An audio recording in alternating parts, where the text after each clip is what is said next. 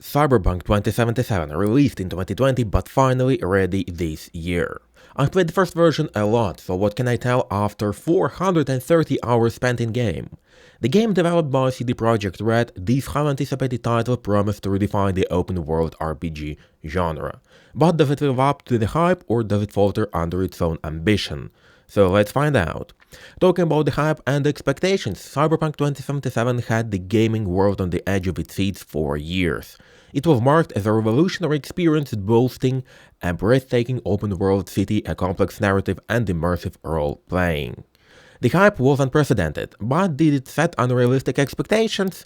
I suppose that yes. Original Cyberpunk had lots of flaws, problems, and bugs, and only with the release of 2.0 update we received the game originally planned, with better graphics, better AI, a redesigned skill tree, a revamped cyberware, vehicle combat, car chases, and new police system. People for all these years expected GTA in Cyberpunk universe, but originally we had a beta test with only the main storyline ready for the release. And the storyline is almost the only thing left the same in 2.0 update. Talking about the world of Night City, the world of Cyberpunk is and was completely new. Comparing with the same Spider-Man where the map was taken from the real city of the New York, the Night City doesn't exist in reality. It is completely new, unique and great as it is.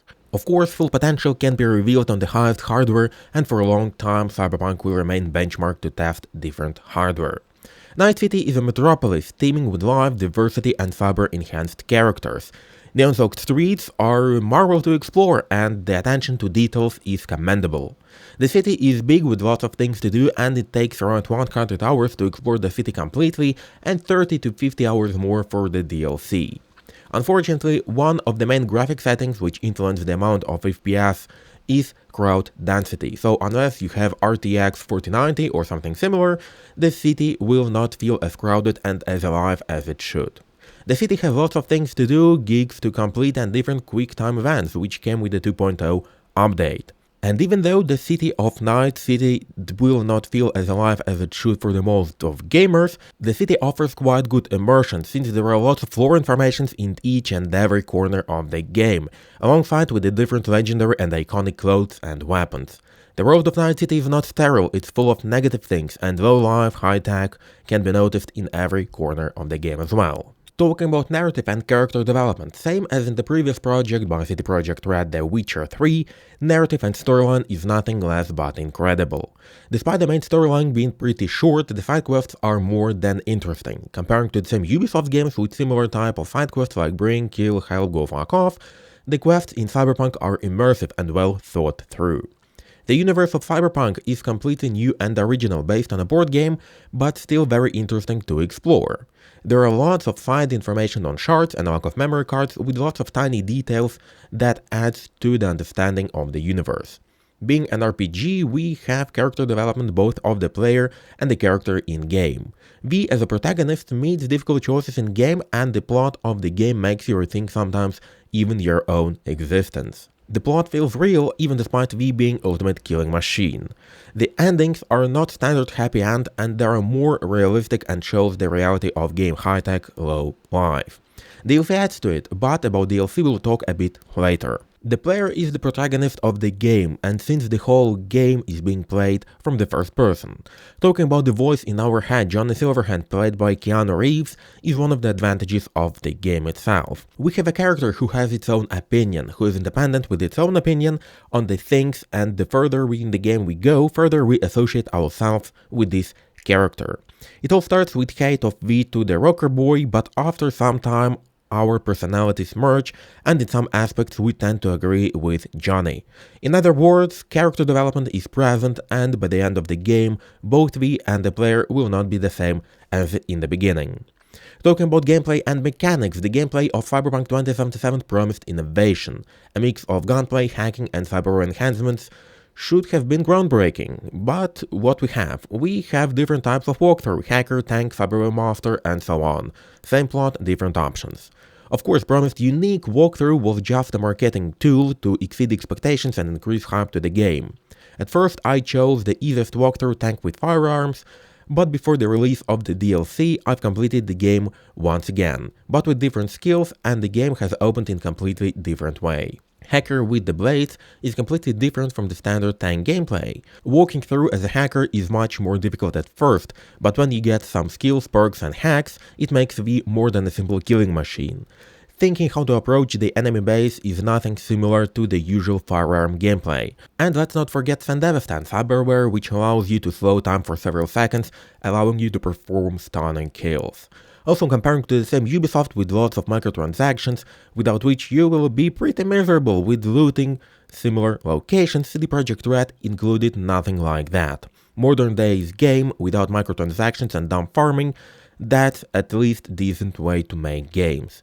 The only paid upgrade is the DLC, bringing you additional storyline, additional side quests, and new relic skill tree and abilities, in other words, expanding already existing game. And it's completely incredible.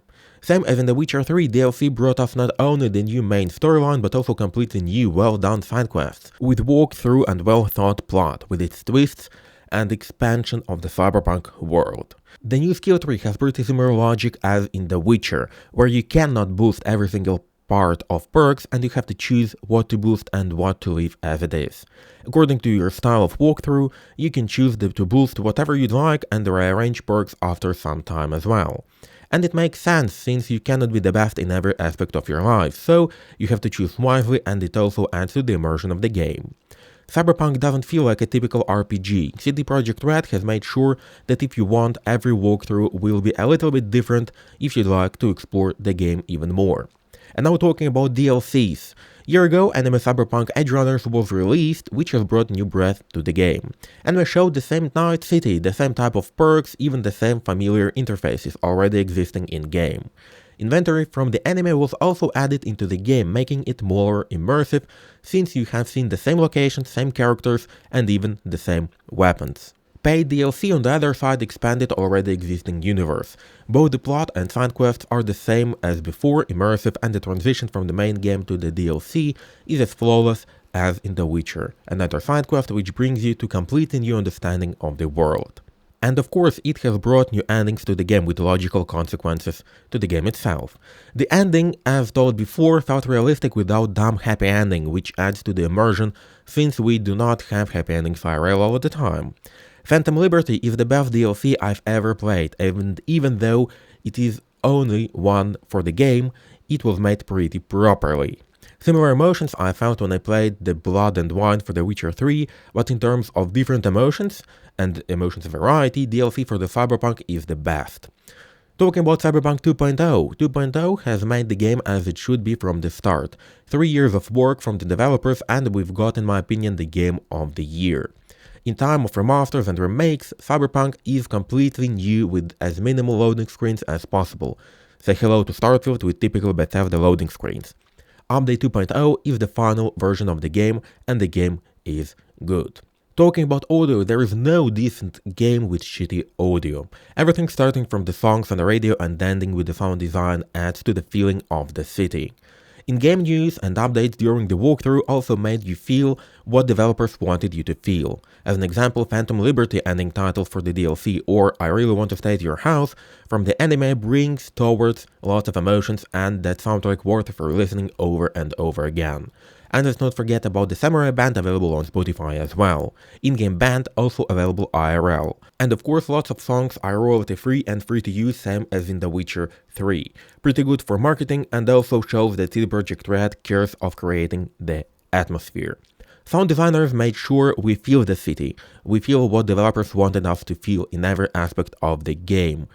Every aspect of it feels amazing, and the soundtrack is one of the best things in the game at all. Now talking about portable gaming, despite high demand to the hardware, the game works nice on the gaming handheld. 30 to 45 FPS of medium-high settings on Asus ROG Ally makes it possible to play the game on handheld. Now the game is decently optimized, and since it's available on PS5 and latest Xbox, playing on gamepad even for the firearm tank is possible because of aim assist. Not auto-aim as in Red Dead Redemption 2 for example, only assist, so you still have to have some skill to play it on gamepad. Talking about the future of Cyberpunk, Cyberpunk 2077 for sure is one of my favorite games of all times. And after 2.0 update, I think it's worth of calling the game of the year. I've played 430 hours and I think I'll return to the game over and over again, so even after completing the DLC, it still stays on my PC. And I'm a fan of this universe, this game and my collection of merch related to the Cyberpunk 2077 confirms it. So what can I say after 430 hours in game? I can say that ignore the hate you've seen for the game, because I truly believe Cyberpunk perfectly tells the most important story and lesson we can all learn. You know, there is an ending to the game that most people haven't seen, where we can decide rather than to storm the gates of Arasaka with friends, family or alone, rather we can decide to end it all right there. And if you choose this ending to the game doesn't back down. It just stands like it says right there without any epilogue to be seen whatsoever. But what you do get is those little video messages at the end, and one by one, piece by piece, each and every character who you have grown to love and who has grown to love you cries, screams and it tests you in a passionate rage, seeing the true emotional cost that we can have on others.